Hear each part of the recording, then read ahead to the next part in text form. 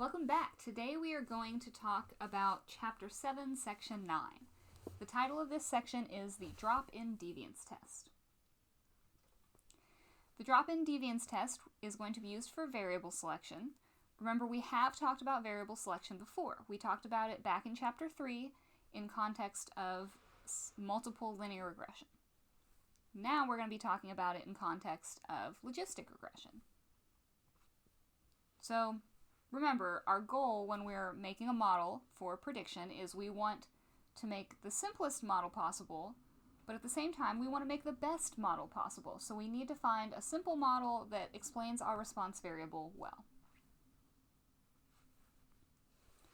And it turns out that the log likelihood, or deviance, can be used to measure how well any model fits the data, including a logistic regression model. So we're going to use that for variable selection. Basic concept is this. If a full model with two explanatory variables, let's say, so x1 and x2, has a better fit than a reduced model with just one of those variables, say it only has x1 in it, then we can conclude that x2 is significant and needs to be in our model. If, on the other hand, the test showed that there was not a significant difference between the full and reduced models, we would conclude that adding additional variables doesn't improve our ability to predict, so we shouldn't add them. And when we use the likelihood ratio test, so that's what I mean by using the log likelihood or the deviance. So when we do a likelihood ratio test for variable selection, it often gets a fancy name, the change in deviance test or the drop in deviance test. And again, just like last time when we talked about this test a little earlier in this chapter, this test is only valid when the restricted model is fully nested within the full model. So every variable in the restricted model needs to appear in the full model, or you can't compare your two models. So this isn't useful for comparing two totally different models. Now, if you feel like you need to review the details of the likelihood ratio test, fear not, you can. That was located on page 223 of your book. So I'd recommend pausing, going back, checking that out, and then resuming this video. So how do we do it? To use the drop-in deviance test to determine if a variable x sub I should be included in our model, we do the following. First, we calculate the deviance, aka 2 times the log likelihood, for the full model that contains any variable of interest. So that's our full model with all the variables. Next, we calculate the deviance for the reduced model containing all variables of interest except x sub I. So now we take x sub I out. Step 3, we're going to calculate our G statistic. So G is 2 times the log likelihood of the full model minus 2 times the log likelihood of the restricted model. That's a helpful formula, but that's really not the one we're going to be using in practice because we're using R.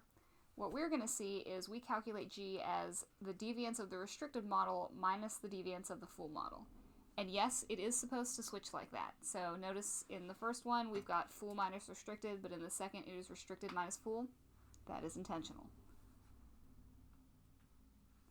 Step 4, now we've got a G statistic. We want to calculate a probability, but to calculate a probability we need a distribution. We know that it's a chi-square distribution, so we need to know the degrees of freedom to know which chi-square. And the degrees of freedom are the number of parameters in the full model minus the number of parameters in the restricted model. So again, thing to note here, number of parameters doesn't mean number of x's. So the intercept, for example, is a parameter, so it should be counted. And step 5, we want to find the p-value, aka the percent of the chi-square distribution that exceeds G. Remember, chi-square test, anytime there's a chi-square involved, it is always a right-tailed test. Then we see if the p-value is small, we're going to reject the null. So the null would be beta I is 0. The null would say we don't need x sub I in our model. So if we reject that, we conclude that we do. And if, on the other hand, the p-value had been large, we would have failed to reject. And again, note, This test could be used to simultaneously test multiple variables. Maybe instead of just taking xi out, maybe we look at xi, xj, and xk. So you can do this for a set of variables at a time if you'd like to. Notes. The drop-in deviance tests are often used in combination with a stepwise variable selection technique. And again, there's no one best multivariate logistic regression model. We could all analyze the same data and come up with 13 different models, and that would be okay. And there's nothing to say that one of our models is the best. Now, some models can be better than others. We learned that in our last project, seeing how well our models predicted things. But there's no one right answer here. So that's a little different, but just something to be aware of. And remember, stepwise techniques, awesome if you're trying to predict, but if your end goal is to do some testing, you shouldn't do stepwise variable selection. That can get in the way and mess up the results of your test. Again, if you don't remember why, go check out the old notes.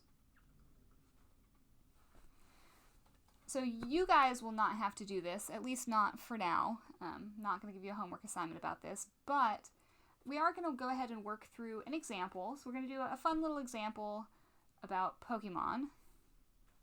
With a big disclaimer, I know almost nothing about Pokemon. So I collected the cards when I was little, and that was it. So that's how much I know about this going into this problem. Our motivating question here is, can a logistic regression model tell us whether or not a Pokemon is legendary? So we've got some data. The data tells us the Pokemon's name, its number, some things about its type. We have a bunch of statistics about it, so HP, attack, defense, special attack, special defense, speed. We have something called total, which is literally just the sum of the other things, so the total of all of its stats combined. What generation was it, and then was it legendary or not? And we have this for, I think, about 800 Pokemon. So, for example, what is and isn't a legendary Pokemon? Bulbasaur, not legendary. Mewtwo, legendary.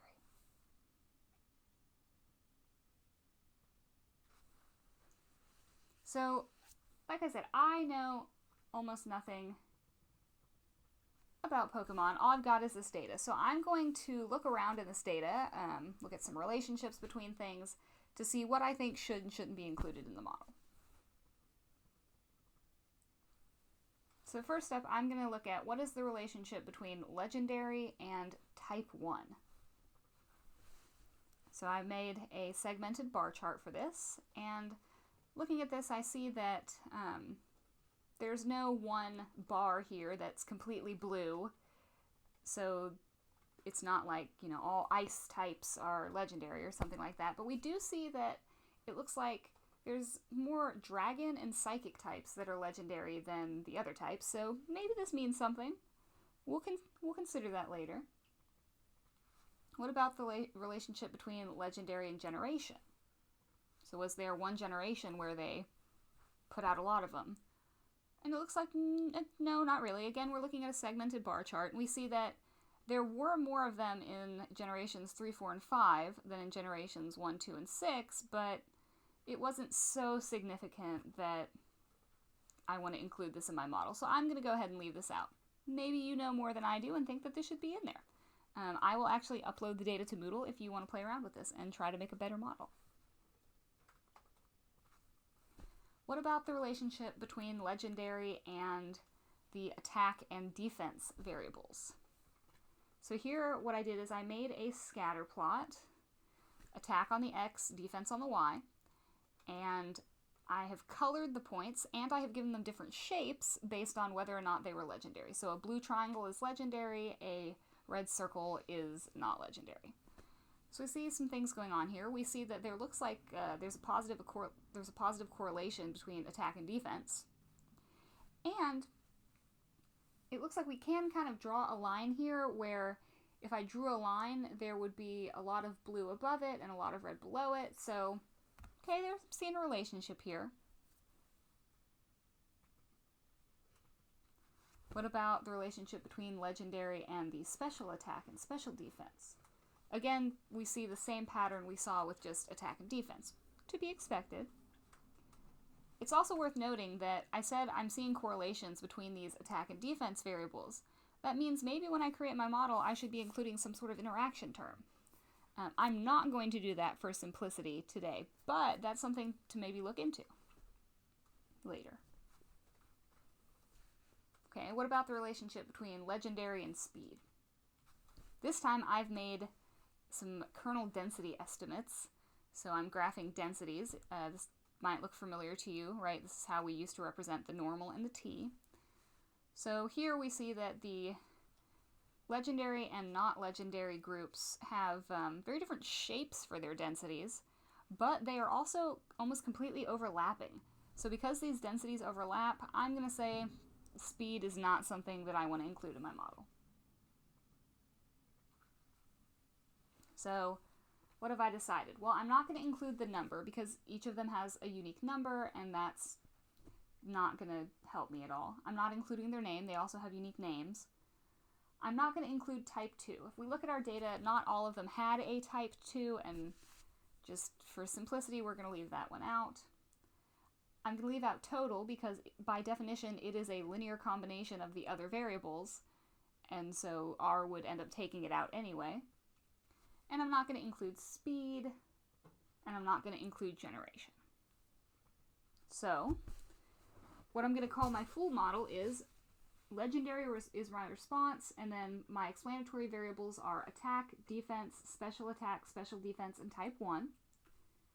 I have two different reduced models I'm going to look at. The first one has the attack, defense, and special defense variables, but leaves off at type 1. And the second one has attack, defense, and type 1, and leaves off special attack and special defense. So let's see what happens. Here is the summary in R of our full model. I'm not showing R code in these slides, but I am going to upload an R code file to Moodle as always, so the R code will be there if you want to check it out. So here we've got our summary of our model. We can look at all the coefficients and things. We see that R was smart enough to actually split up the type variable into a bunch of dummy variables, so we didn't have to do that manually. That's very helpful. And the two really important pieces here for us now are how many parameters are here. There are 22 of them, including the intercept, and the deviance of this model was 41.8. If I wanted to calculate a G statistic just for this model by itself, I already have the residual and null deviance there. I could do that. But I'm going to be comparing them, so I'm just focusing in on that residual deviance. Here's a summary for our first reduced model. Number of parameters is down to 5 now. Deviance is 44.43. Summary of the second reduced model. Residual deviance is now 46.61. Number of parameters is up to 20. So comparing the reduced model number 1 to the full model, our G statistic is 44.43 minus 41.8, which is 2.63. So that follows a chi-square distribution. Degrees of freedom is 17. The p-value is 0.9999733, so very large. Thus, what are we going to conclude? Well, with a p-value like that, we're failing to reject, so we conclude that it's not significant at any level of significance, and we shouldn't put this in our model. Okay, now what if I wanted to compare reduced model number 2 to our full model? Well, our G statistic now is 4.61. This time our chi-square distribution has 2 degrees of freedom. P-value is now 0.0903. So if we're using the 5% level of significance, we would again say that special attack and special defense, so we'd again say that we're failing to reject. This time it would mean special attack and special defense shouldn't be in our model. But, you know, if you were doing this at a 10% level of significance, we would have rejected. We'd say they are significant. So these variables, you know, kind of up to you whether or not you'd want to include these. Remember, like I said, R is not the word of God, so R is going to give you a hint. It's going to give you some suggestions to what you should do, but ultimately, if you have some subject matter experience, you need to take that into account too when you're building your model. And just lastly, a little caution. Here's some examples of various chi-square distributions with different degrees of freedom. What you should notice about all of them is no matter what they look like, the x value cannot be 0. So chi-squared variables are non-negative, and that means if you're getting negative numbers, something is up. Really, it means that your proposed model is very, very bad.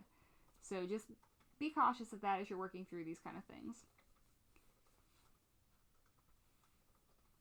And that's all.